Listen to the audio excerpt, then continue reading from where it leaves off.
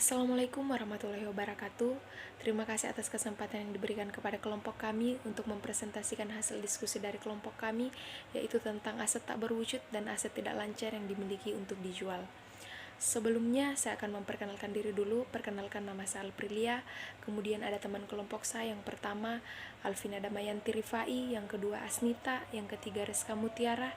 Yang keempat, Kiki Anggraini. Yang kelima, Yuanita Julis Landini. Dan yang terakhir, Muhammad Rifki Riyandi. Untuk mengefisienkan waktu, saya langsung saja masuk dalam materi yang pertama, yaitu aset tak berwujud. Pengertian aset tak berwujud.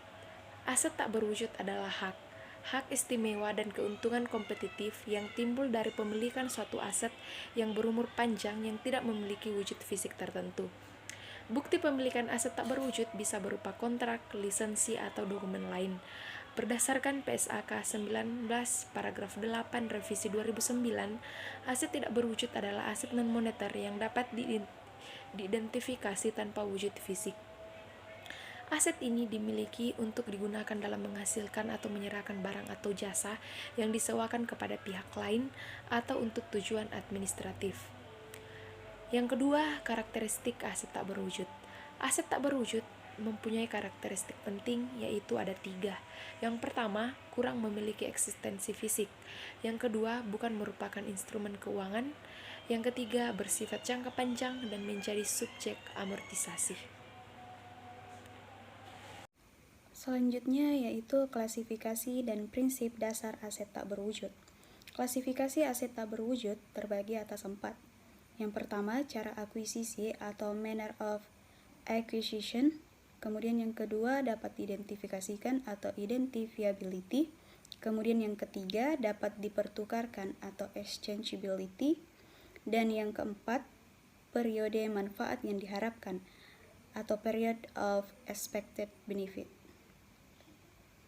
Kemudian prinsip akuntansi dasar untuk aset tak berwujud melibatkan prinsip dan prosedur akuntansi serupa yang diaplikasikan untuk aset tak berwujud lainnya, seperti properti, pabrik, dan peralatan lainnya, yaitu terbagi atas 3. Pada akuisisi menerapkan prinsip biaya, kemudian yang kedua selama periode penggunaan menerapkan prinsip perbandingan. Kemudian yang ketiga, pada disposisi menerapkan prinsip pendapatan, keuntungan atau kerugian yang diakui atas pelepasan sama dengan selisih antara pertimbangan yang. Yang keempat, pencatatan dan penilaian aset tidak berwujud tersebut. Yang pertama, mencatat biaya pembelian aset tak berwujud. Yang kedua, mencatat biaya aset tak berwujud yang dibuat secara internal. Beberapa faktor yang harus dipertimbangkan dalam mengestimasi umur aset tak berwujud. Yang pertama itu ketentuan hukum, peraturan, dan atau kontraktual yang dapat membatasi umur manfaat maksimum. Yang kedua itu ketentuan untuk pembaruan, renewal atau perpanjangan stesio yang dapat mengubah batas umur masa manfaat aset tersebut. Yang ketiga, pengaruh keusahaan permintaan dan faktor ekonomis lainnya yang dapat mengurangi umur manfaat. Yang keempat, perkiraan umur pelayanan service life dari seorang atau kelompok pegawai. Yang kelima, tindakan yang diharapkan dilakukan persaing dan pihak lainnya yang dapat membatasi keunggulan kompetitif yang sudah ada. Yang keenam, umur manfaat yang tidak terbatas dan masa manfaat yang tidak dapat diproyeksikan dengan layak. Dan yang terakhir, ketujuh, apakah aset berwujud itu terdiri dari berbagai faktor individual dengan umur manfaat efektif yang bervariasi. Adapun menurut sifatnya itu, maka aset tak terwujud jarang mempunyai nilai residu. Biaya aset tak berwujud yang tidak memiliki masa umur manfaat yang dapat ditentukan atau umur hukum tidak terbatas juga harus diamortisasi berdasarkan estimasi umur manfaatnya. Yang pertama, penurunan nilai aset tak berwujud. Yang kedua, pelepasan aset tak berwujud. Ada juga menurut KISO menjelaskan bahwa terdapat berbagai jenis aset tidak berwujud yang seringkali dikelompokkan menjadi 6 kategori besar, antara lain. Yang pertama, aset tidak berwujud yang berhubungan pemasaran. Yang kedua, aset tidak berwujud yang berhubungan dengan Yang ketiga, aset tidak berwujud yang berhubungan dengan sedih. Yang keempat, aset tidak berwujud yang berhubungan dengan kontrak. Yang kelima, aset tidak berwujud yang berhubungan dengan teknologi. Dan yang terakhir, goodwill. Adapun aset tidak lancar yang dimiliki untuk dijual, PSAK 58 mengatur bahwa 1. Akuntansi untuk aset tidak lancar yang dimiliki untuk dijual. 2. Penyajian dan pengungkapan operasi dihentikan. 3. Berlaku untuk seluruh aset tidak lancar yang diakui dan seluruh kelompok lepasan. Adapun pengertian kelompok lepasan atau disposal group adalah suatu kelompok aset yang dilepaskan dengan dijual atau lainnya, bersama-sama sebagai kelompok dalam transaksi tunggal dan liabilitas yang berhubungan secara langsung dan termasuk aset tidak lancar yang dimiliki untuk didistribusikan kepada pemilik. Klasifikasi aset tidak lancar. 1. Syarat yang harus dipenuhi, berada dalam keadaan atau dapat tersedia dijual berlanjut. Berada dalam keadaan dapat atau tersedia dijual, penjualannya harus sangat mungkin terjadi atau high probable. 2. Keadaan yang dapat memperpanjang periode penyelesaian lebih dari 1 tahun, seperti penundaan tersebut disebabkan oleh peristiwa atau keadaan di luar kendali entitas, dan entitas tetap berkomitmen dengan 3. Transaksi penjualan termasuk pertukar aset tidak lancar dengan aset tidak lancar lainnya dengan substansi komersial. 4. Aset tidak lancar yang akan ditinggalkan tidak diklarifikasi sebagai aset dimiliki untuk dijual. A. Jumlah tercatatannya akan dipulihkan melalui pemakaian berlanjut. B. Tidak dipulihkan melalui penjualan. C. Digunakan sampai akhir masa manfaat atau ditutup. D. Tidak termasuk aset yang tidak digunakan sementara. E. Mungkin memenuhi kriteria penyajian dan pengungkapan sebagai operasi yang dihentikan. 1. Pengakuan entitas klarifikasi suatu aset tidak lancar sebagai dimiliki untuk dijual jika jumlah tercatatnya akan dipulihkan, terutama melalui transaksi penjualan daripada melalui pemakaian berlanjut. Aset harus berada dalam keadaan segera, dapat dijual dengan syarat-syarat yang bisa dan umum diperlukan dalam penjualan aset tersebut, dan penjualannya harus sangat memungkinkan terjadinya atau high problem. Terima kasih. Memulihkan nilai aset tersebut melalui penjualan untuk dapat diklarifikasikan sebagai dimiliki untuk dijual. Aset harus memenuhi syarat yaitu sebagai berikut. 1. Penjualan dikatakan sangat mungkin terjadi jika berada dalam keadaan dapat dijual. 2. Penjualannya harus sangat mungkin terjadi. 3. Manajemen berkomitmen terhadap penjualan aset. 4. Melalui suatu program aktif untuk mencari pembeli dan menyelesaikan rencana tersebut. 5. Aset harus dipasarkan secara aktif pada harga yang pantas sesuai dengan nilai wajar kininya. 6.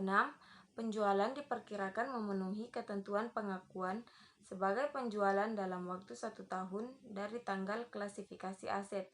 Dan yang terakhir 7, yaitu tidak mungkin terjadi perubahan signifikan atau pembatalan atas rencana penjualan. 2. Pengukuran. Entitas mengukur aset tidak lancar yang diklasifikasikan sebagai dimiliki untuk dijual pada nilai yang lebih rendah antara jumlah tercatat dan nilai wajar setelah dikurangi biaya untuk menjual. Entitas mengukur aset tidak lancar yang diklasifikasikan sebagai dimiliki untuk didistribusikan kepada pemilik pada nilai yang lebih rendah antara jumlah tercatat dan nilai wajar setelah dikurangi biaya untuk mendistribusikan. Yang ketiga, ada pengukuran selanjutnya. Dalam pengukuran selanjutnya, entitas mereview nilai tercatat aset dibandingkan dengan nilai wajar netonya. Jika nilai wajar neto kemudian mengalami penurunan lagi dibandingkan dengan nilai tercatat terakhir, maka entitas harus kembali mengakui rugi penurunan nilai tersebut. Namun, jika pada pengukuran berikutnya nilai wajar neto mengalami kenaikan, entitas dapat mengakui pemulihan penurunan nilai tersebut namun tidak melebihi akumulasi penurunan nilai yang telah dicatat sejak klasifikasi aset sebagai aset tidak lancar dimiliki untuk dijual.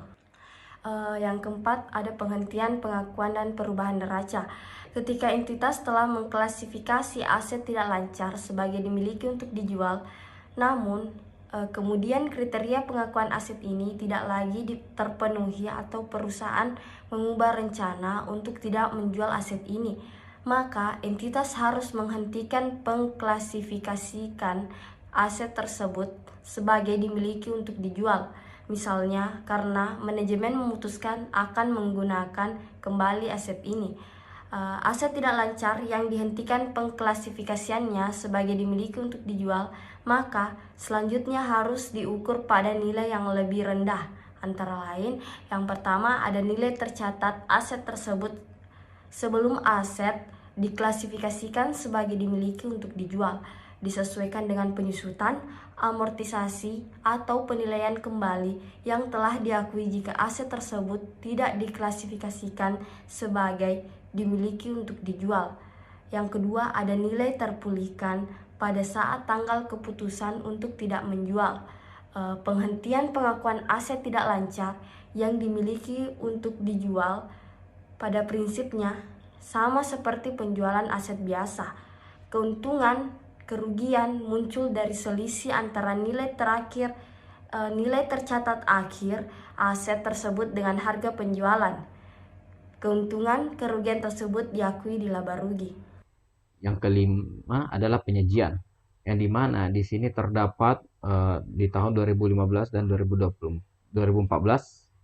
Yang pertama adalah aset lancar, yang dimana kas dan setara kas di tahun 2015 sebesar 20.000 dan di tahun 2014 adalah 24.000. Piutang usaha, yang dimana di tahun 2015 sebesar 150.000 dan di tahun 2014 sebesar 135.000.